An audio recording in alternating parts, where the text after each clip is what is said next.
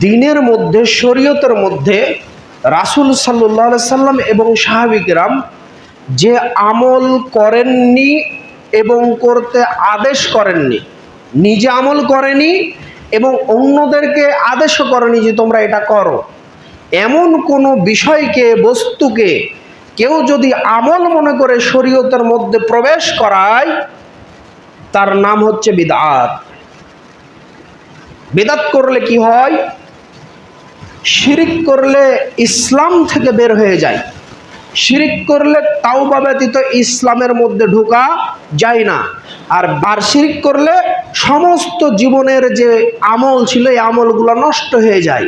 আর বিদআত করলে, যখন বিদআত করবে তখন থেকে সামনের সমস্ত আমল বাদ হয়ে যায়। শিরিক করলে পূর্বের এবং সামনের সমস্ত আমল নষ্ট হয়ে যায়। বিদআত করলে সামনের ভালো আমল সব নষ্ট হয়ে যায়, যতক্ষণ তওবা করে ফিরে না আসবে, যতক্ষণ সেটি বাদ না দিবে, ভুল হয়েছে স্বীকার না করবে। সম্মানিত উপস্থিতি, বিদআতের ভয়াবহতা কি? আপনার আমল নষ্ট করে দিবে। এত কষ্ট করে আপনি তাহাজ্জুদ সালাত আদায় করেন, এত কষ্ট করে আপনি গোসল করে সুগন্ধি মেখে ভালো একটা জামা গায়ে দিয়ে আপনি সলাতে এসেছেন জুমার, এই এত কষ্ট করে জুমার সলাত আদায় করার পরেও আপনি নেকি থেকে মাহরুম হয়ে যাবেন। এত কষ্ট করার পরেও আপনি 5 ওয়াক্ত সলাতে উপস্থিত হচ্ছেন, কিন্তু আপনার সলাতের মধ্যে কিংবা কোনো একটা আমলে যদি বিদআত থেকে যায়, তাহলে ওই বিদআতের দরুন আপনার সমস্ত আমল বাদ হয়ে যাবে। বিদআত আমাদের রন্ধে রন্ধে, শিরিক কথায় কথায়। শিরিক কি? কথায় কথায় শিরিক কি? জামা কলা খেলে জামা বাচ্চা হয়, হাত থেকে থালি পড়ে গেলে কুটুম্ব বাড়িতে আসে, কাক কা কা করে ডাক দিলে দুর্ঘটনার সংবাদ আসে, টিকটিকি ঠিক ঠিক করলে, টিকটিকি টিক টিক করলে এই দেখো ঠিক বলেছে, বাড়িতে বাসি আঙিনা ঝাড় না দিয়ে মানুষকে ধার দিলে, হাওলাত দিলে বাড়িতে অকল্যাণ আসে। সোমবারের দিন আর বৃহস্পতিবারের দিন বাঁশ কাটলে বাড়ি থেকে বরকত চলে যায়, বাঁশ নষ্ট হয়ে যায়। এগুলোর নাম হচ্ছে শিরক। আগের যুগের মানুষেরা সন্ধ্যাবেলায় চুন আর খড় দিত না। ছোটবেলায় মেহেদি হাতে দিতাম, ছোটবেলায় মেহেদি যখন হাতে দিতাম তো দাদির পান খাওয়া অভ্যাস ছিল। দাদি, আপু একটু, অমুক আপু একটু খড় চেয়েছে, বলছে না খড় দেওয়া যাবে। আরেকজনের বাড়ি গেলাম, বলছে না সন্ধ্যাবেলায় খড় দেওয়া যাবে। সন্ধ্যাবেলায় খড় দেওয়া যায় না। খাওয়া হালাল হারাম সেগুলো পরে, আমি আপনাদেরকে বুঝাচ্ছি, দেওয়া যায়। এর নাম হচ্ছে শিরক। লা তুশরিকু বিল্লাহি শাইয়্যা। আল্লাহ তাআলা প্রত্যেকটা মানুষের মাধ্যমে আমাদেরকে শিক্ষা দিয়েছেন, নবী রাসূলের মাধ্যমে আমাদেরকে শিক্ষা দিয়েছেন যে আল্লাহ তাআলা কোরআনুল কারীমের ভিতরে চ্যালেঞ্জ করে কোরআন লেখা শুরু করেছেন। জালিকাল কিতাব, এটা এমন একটা কিতাব আমি রচনা করলাম যার ভিতরে বিন্দু মাত্র সংশয় সন্দেহ নেই। সেখানে লুকমান আলাইহিস সালাম সূরা লুকমানে বলছে, লা তুশরিক বিল্লাহি শাইয়্যা, ও আমার বৎস, ও আমার ছেলে, তুমি শোনো, আল্লাহর সাথে শিরক করবে না। কেন? শিরক হচ্ছে বড় জুলুম। পিতা শিক্ষা দিচ্ছে সন্তানকে, আর আপনি আপনার সন্তানকে বিদআত করা, শিরক করা শিক্ষা দিচ্ছেন। কিভাবে? আপনার ছেলেটা ছোট্ট ছেলে, ছেলেটা রাত হলেই কান্না করে, ছেলেটা রাত হলেই কান্না করে, ছেলেটা সন্ধ্যাবেলায় কান্না করে, ছেলেটা যখন তখন কেমন কেমন যেন করে। হুজুরের কাছে গেছেন, হুজুর আপনাকে বলছে যে 501 টাকা বা 301 টাকা লাগবে, একটা তাবিজ ঝুলাতে হবে, কিংবা একটা কার পড়ে দিয়েছে, কারটা গলায় ঝুলাতে হবে। রাসূল সাল্লাল্লাহু আলাইহি ওয়াসাল্লাম বলছেন, মান আল্লাকা তামিমাতুন ফাকাদ আশরাকা, যে ব্যক্তি তাবিজ ঝুলায়, তাবিজ লটকায়, সে শিরক করে। অন্য বর্ণনায় এসেছে রাসূল সাল্লাল্লাহু আলাইহি ওয়াসাল্লাম বলছেন, মান আল্লাকা তামিমাতুন ফাকাদ আশরাকা উখিলা ইলাই, যে ব্যক্তি এমন কিছু ব্যবহার করে যা মনে করে এটাই আমার রোগের শেফা দান করে, তার শেফা তার সাথেই জুড়ে দেওয়া হলো, আমি আল্লাহ তার কোনো দায়িত্ব নিব না। একজন ব্যক্তি এই তামিমা আর তাওয়িজকে কোনো সালাফগণ, বিদ্বানগণ কোনোদিন আলাদা করলেন না। তিনি আবার মহাপণ্ডিত, নাম নিতে চাই না, আপনারা দেখবেন, ও আবার তামিমা আর তাওয়িজকে আলাদা করেছেন। সে কথা বলতে গেলে ভিন্ন সময় যাবে আজকের আলোচনা বিদআতের উপর। শুধু আমি শিরকটা বুঝালাম বিদআতটা বোঝানোর কারণে। শিরিক আর বিদাত পাশাপাশি বাস করে। শিরিক আর বিদাত পাশাপাশি বাস করে। এবার বিদাত কি? এই শিরিকের মধ্যে যদি কেউ লিপ্ত হয় তাহলে সে ইসলাম থেকে বের হয়ে যাবে। ইসলাম থেকে বের হয়ে যাবে। নতুন করে কালিমা পড়ে মুসলমান হতে হবে। ছেলের গলায় তাবিজ ঝুলালে, নিজের গলায় তাবিজ ঝুলালে, নিজের গলায় কার ঝুলালে। কথাটা শুনতে কষ্ট হতে পারে, এটাই চরম সত্য। দ্বিতীয় বিদাত। বিদাত হচ্ছে এমন একটা জিনিস যা প্রতিটি আমলকে ধ্বংস করে দেয়। প্রতিটি আমলকে ধ্বংস করে দেয়। আমরা যখন শিরক আর বিদাতের বিরুদ্ধে বক্তব্য দিই তখন কিছু কিছু নামধারী হুজুর তারা আবার বলে আহলে হাদিসের হুজুররা কোনো ওয়াজ জানে না, আলোচনা জানে না, ওরা এক চোখে চশমা লাগিয়ে নিয়েছে, চশমার যেমন দুই রকম পাওয়ারওয়ালা কাজ হয়, ওদের দুই চোখেও দুইটা এরকম লেগে গেছে। এক চোখে ওরা শিরক দেখে আর এক চোখে বিদাত দেখে। শিরক আর বিদাত ছাড়া কিছু দেখেও না, বলতেও জানে না, জানেও না তারা। সম্মানিত ভাই, আপনি আমার দিনী ভাই, আপনার আমি হেদায়েত আশা করি। আপনাকে আমি এই কথা বলতে চাই, রাজশাহী চাঁপাইনবাবগঞ্জের আম হচ্ছে সবচেয়ে সুস্বাদু আম। বাংলাদেশের মধ্যে সেরা আম রাজশাহী চাঁপাইনবাবগঞ্জের আম। এই আমের মধ্যে সবচাইতে ভালো আম, দামি আম আমরা মনে করি ল্যাংড়া আম। কোনো একজন ভাই শখ করে একটা আমাদের এখান থেকে কোনো এক জেলার ভাই একটা আপনার মনে করেন যে ল্যাংড়া আমের গাছ বা একটা খিরসা আমের গাছ নিয়ে গেছে লাগাবে, তাই যে আমার এলাকাতে এই আমটা হোক।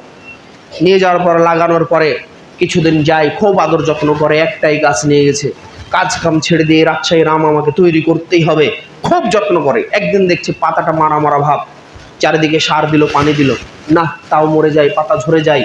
বিষ স্প্রে করলো, তাও পাতা ঝরে যায়, মরে যায়। ভাবলো এই গাছটাকে আমার বাঁচাতেই হবে, প্রয়োজন হলে আমি ফরেস্ট থেকে ওই যে যারা কৃষিবিদ তাদেরকে নিয়ে এসে বোর্ড বসাবো, তাও এই গাছের কি হয়েছে আমি বের করবো। কৃষি সম্পদ অধিদপ্তরে গেলেন, যাওয়ার পরে ওই লোক বললেন আমার একটা গাছ আমি রাজশাহী থেকে এনেছি, ল্যাংড়া আমের গাছ কিংবা খিরসাপাত আমের গাছ, কিন্তু এই অবস্থা, আমি এই পরিচর্যা করেছি, কিন্তু গাছ টেকে না। বললেন চলেন আপনার ওখানে যাব। যাওয়ার পর পরিদর্শক সাহেব কৃষিবিদ গাছটা দেখার পরে তার চিন্তা ভাবনা আসলো যে গাছের যা রোগ, এই রোগ আশেপাশে নয়, ডোগায় কাণ্ডে নয়, এই রোগ একদম গোড়ায়। বলল একটা কোদাল নিয়ে আসেন তো এবং গোড়াটা খোঁড়েন। গোড়াটা খোঁড়া হলো, দেখা গেল কিছু দূর খোঁড়ার পরে গোড়ার নিচে যে মূল জড় আছে ওগুলানে উই পোকাতে ভর্তি। বলা হলো এখন আপনি তাড়াতাড়ি বিষ আগালে দিয়েও হবে না, সাইডে দিয়েও হবে না, তাড়াতাড়ি গোড়ায় বিষ মারেন। যদি বাঁচাতে চান গাছ তবে এটি এর চিকিৎসা। এই চিকিৎসা বাদ দিয়ে যদি আবারও ওপরে বিষ দেয়, গাছ কি বাঁচবে? সম্মানিত উপস্থিতি, বিদআত হচ্ছে এমন একটি ভয়াবহ বস্তু যা ইমানের, ইসলামের এমন একটা গোড়ায় লেগে গেছে ওই পোকার মতো, যাকে যদি আপনি মানুষকে না বুঝাতে পারেন, মুসলিম যদি বিদআত না বুঝে, কোশ্চেন কেন তার ইবাদত কবুল হবে না? ইবাদত করতে করতে ক্লান্ত হয়ে যাবে। আল্লাহ তাআলা কোরআনুল কারীমের ভিতরে স্পষ্ট বলছেন যে তারা ইবাদত করতে করতে ক্লান্ত হয়ে যাবে, তবুও তারা জাহান্নামে যাবে। এরা কারা? যারা না বুঝে ইবাদত করবে তারা। আজকে মানুষ না বুঝে বহু ইবাদতের মধ্যে লিপ্ত আছে। আজকে যখন ওযু করা হচ্ছে তখন ওযুর নিয়ত বলা হচ্ছে, যখন মসজিদে ঢোকা হচ্ছে, মসজিদে ঢোকার পরে সালাত আদায় করা শুরু করবে, এবার সালাত আদায়ের শুরুতে বলছে যাই নামাজে উঠার দোয়া, ইন্নী ওয়াজহাতু ওয়াজহিয়া লিল্লাযী ফাতারাস সামাওয়াতি ওয়াল আরদা হানিফা ওয়া মা আনা মিনাল মুশরিকিন। যখন হয়ে গেল এবার হচ্ছে নিয়ত, নয়তো অনুসাল্লি আলিল্লাহি তাআলা রাকাতাই সালাতিল ফরদুল্লাহি তাআলা মুতাওয়াজ্জিহান ইলা জাতিল কাবাতিশ শরীফাতে আল্লাহু আকবার। বিভিন্ন ধরনের নিয়তে লোড করে দিয়েছে। আমি বলতে চাই আপনাকে আমার চ্যালেঞ্জ থাকলো, পৃথিবীর যত আলেম আছে তত আলেমকে চ্যালেঞ্জ থাকলো, আমি অত লেখাপড়া জানি না, কিন্তু আমার যে লেখাপড়া আছে তা দিয়ে আমি যাচাই করে বাছাই করে দেখেছি, আরশের নিচে জমিনের ওপরে যত সহিহ হাদিস আছে তার মধ্যে থেকে নিয়ত মুখে বলতে হবে, এর পক্ষে একটা জাল হাদিসও নাই। শিয়ারা প্রায় বহু হাদিস জাল করেছে, এই জাল হাদিসের মধ্যেও এটি নাই, নয়তো অনুসাল্লি আলিল্লাহি তাআলা আর বারাকাতাই সালাতিল ফরদুল মুতাওয়াজ্জিহান ইলা জাতিল কাবাতিশ শরীফ আল্লাহু আকবার। এই যে নিয়ত যে করা হয় এই নিয়ত নাই। তাহলে আপনি সালাত আদায় করছেন আল্লাহর সন্তুষ্টির জন্য, আবার বিদআত করছেন, রাসূলকে অপমান করছেন। আপনাকে মনে রাখতে হবে, রাসূলকে অপমান করে কখনো জান্নাত পাওয়া যায় না, রাসূলকে উপেক্ষা করে কখনো জান্নাত পাওয়া যায় না। রাসূল সাল্লাল্লাহু আলাইহি ওয়াসাল্লাম ছাড়া জান্নাতে যাওয়ার শাফায়াতকারী আপনি কাউকে পাবেন না, সুপারিশকারী আপনার কেউ হবে না একমাত্র রাসূল ছাড়া। সেই রাসূলকে যদি অপমান করেন, আপনি কি মনে করেন সেই রাসূল আপনার জন্য রোজ কিয়ামতের দিন শাফায়াত করবে? ইমাম ইবনে হাম্বল বলেন, কেউ যদি মনে করে যে রাসূল সাল্লাল্লাহু আলাইহি ওয়াসাল্লাম ইবাদত এটা করেননি, এই ইবাদতটা ভালো, সে যেন মনে করে ইসলাম পরিপূর্ণ নয়। কথা বোঝা গেছে? বলছে কেউ যদি নতুন কিছু ইসলামের ভিতরে সংযোজন করে, তাহলে সে যেন মনে করে রাসূল সাল্লাল্লাহু আলাইহি ওয়াসাল্লাম ইসলামটাকে পরিপূর্ণ করে দিয়ে যায়। অথচ আল্লাহ তাআলা কোরআনুল কারীমের মধ্যে স্পষ্টভাবে সূরা আল মাইদা 5 নম্বর সূরা 3 নম্বর আয়াত স্পষ্টভাবে আল্লাহ তাআলা জানিয়ে দিলেন যে আজ আমি তোমাদের জন্য তোমাদের দিন পূর্ণাঙ্গ করে দিলাম, পরিপূর্ণ করে দিলাম, তোমাদের প্রতি আমার অনুগ্রহ সম্পূর্ণ করলাম এবং ইসলামকে তোমাদের দিন হিসাবে পছন্দ করে দিলাম। আল্লাহ তাআলা সূরা মাইদা একবারে স্পষ্টভাবে 5 নম্বর সূরা 3 নম্বর আয়াতে আল্লাহ তাআলা বলে দিল যে ইসলামকে পরিপূর্ণ দিন হিসাবে চিহ্নিত করলাম। এই মসজিদটা সম্পূর্ণ হয়েছে না হয়নি? মসজিদটা সম্পূর্ণ না ঘাটতি আছে? কোনো জায়গায় একটা ইট লাগবে।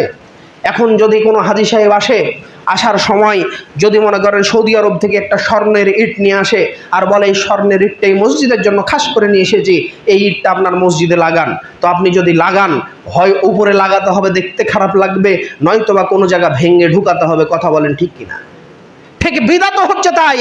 বিদআতকে যখন আপনি ইসলামের ভেতরে আশ্রয় দিবেন, তখন বিদআত আপনার ইসলামকে সুন্নাহকে দূরে সরিয়ে দিবে। বিদআত করলে ইসলামকে সুন্নাহকে দূরে ফেলে দেওয়া হয়, বিদআত করলে সুন্নাহ দূরে চলে যায়, বিদআত কাছাকাছি আসে, মানুষের মধ্যে বিদ্বেষ তৈরি হয়, ভাগাভাগি তৈরি হয়। হয়নি? বিদআতের কারণে ভাগাভাগি হয়নি? একদল বলছে হাত তুলে মোনাজাত করব, আরেক দল বলছে করব না, একদল বলছে মিলাদ কিয়াম জায়েজ, কোরআন থেকে প্রমাণিত, আরেক দল বলছে জায়েজ নয়। ভাগাভাগি হয়েছে না হয়নি? কোরআন হাদিস যেটি সেটি যদি মানুষ মেনে নিত, তাহলে মানুষের মধ্যে আজ বিভেদ থাকতো না, মানুষ আজ বুঝতো আসলে কি হচ্ছে। আজকে বাড়ি নতুন করলে পারেন বাড়িতে মিলাদ দেওয়া হয়, মানুষ মারা গেলে 40 কুলখানি করা হয়, আজকে কবর জিয়ারত করে এসে বাড়িতে খাওয়ানো হয়। এই পদ্ধতি রাসূলের জামানায় ছিল না। আপনি কোথায় পেলেন? এটাকে আপনি ভালো মনে করেন কেমন করে? এটাকে আপনি ভালো মনে করেন কেমন করে? কোরআন খতম করতে হবে, এটা আপনি পেলেন কোথা থেকে? রাসূল সাল্লাল্লাহু আলাইহি ওয়াসাল্লামের জীবনে কোনোদিন রাসূল সাল্লাল্লাহু আলাইহি ওয়াসাল্লাম এইরকম সাহাবীদেরকে নিয়ে কোরআন খতম করেছে বলে কোনো প্রমাণ নাই। তাহলে আপনি আপনার বাসায় হাফেজ ডেকে কোরআন খতম দেন, মানেটা কি? আপনি কি বোঝাতে চাচ্ছেন? আপনি কি ইসলামের বড় পণ্ডিত হয়ে গেছেন নাকি নিজে বেশি বুঝে গেছেন? ইসলামকে অপমান করে কখনো মুসলমান দাবি করা যায় না। সম্মানিত মুসল্লি করাম, আপনার মনে কষ্ট লাগতে পারে কথা শুনে, কিন্তু কথা হলো খাঁটি। আপনাকে বোঝার চেষ্টা করতে হবে আমি কি বলতে চাচ্ছি। বাংলাদেশের একটা সংবিধান, বাংলায় বলা হয় সংবিধান, ইংরেজিতে বলা হয় কনস্টিটিউশন। এই কনস্টিটিউশন বা সংবিধান বাংলাদেশের একটা আছে না নাই? বাংলাদেশের একটা সংবিধান আছে না নাই? বাংলাদেশের সংসদ পার্লামেন্টের সদস্য আছে না নাই? এই সংসদ সদস্যরা মিলে মনে করলো যে আমরা যেসব সংসদে আমরা আইনগুলো পাশ করেছি, যা সংসদে লিখেছি, যা এই সংবিধানে আমরা লিখেছি, এই সংবিধানের বইটা মোট এত পৃষ্ঠার বই, আমরা সবাই মিলে ভাগ ভাগ করে নিলাম। প্রতিদিন সপ্তাহে একবার উপস্থিত হব পার্লামেন্টে, আর সবাই তুমি এত পৃষ্ঠা পড়ে আমরা একটা খতম দিব। এইরকম খতম যদি মাসব্যাপী বছরব্যাপী চলতে থাকে, ওই সংবিধান দিয়ে বাংলাদেশের চারানা উপকার হবে? কথা বলেন হবে? এই সংবিধান পড়ে যেমন উপকার হয় না, সংবিধানে যা বাস্তবায়ন, যা সংবিধানে যা লিখিত হয়েছে তা বাংলার জমিনে বাস্তবায়ন করলে যেমন মানুষের কল্যাণ হবে, ঠিক কোরআন একটা সংবিধান, কোরআন মানুষের জীবনে যদি বাস্তবায়ন করেন তবেই মানুষের কল্যাণ হবে। কোরআন পড়ে খতম করার জন্য কোরআন আসেনি, কোরআন তেল পড়া পানি পড়া তাবিজ পড়ার জন্য কোরআন আসেনি, কোরআন জীবনে মানার জন্য এসেছে, কোরআন দিয়ে আমল করার জন্য এসেছে। আমি জানা আয়েশা রাদিয়াল্লাহু তাআলা আনহা বলেন, কোরআন যদি কেউ পড়ে হরফ, প্রতি হরফে তাকে 10 নেকি করে দেওয়া হবে। সে যেন মনে না করে আলিফ লাম মিম একটি হরফ, বরং এটি 3টি হরফ কেউ যদি পড়ে তাহলে তার আমল নামায় 10 10 3 10 30 নেকি লেখা হবে। কার আমল নামায় লেখা হবে? কার আমল নামায় লেখা হবে? যে পড়বে তার। আপনি খাওয়িয়ে ওই হুজুরকে টাকা দিয়ে, ওই হাফেজকে টাকা দিয়ে পড়ালেন, আপনার কল্যাণ কি?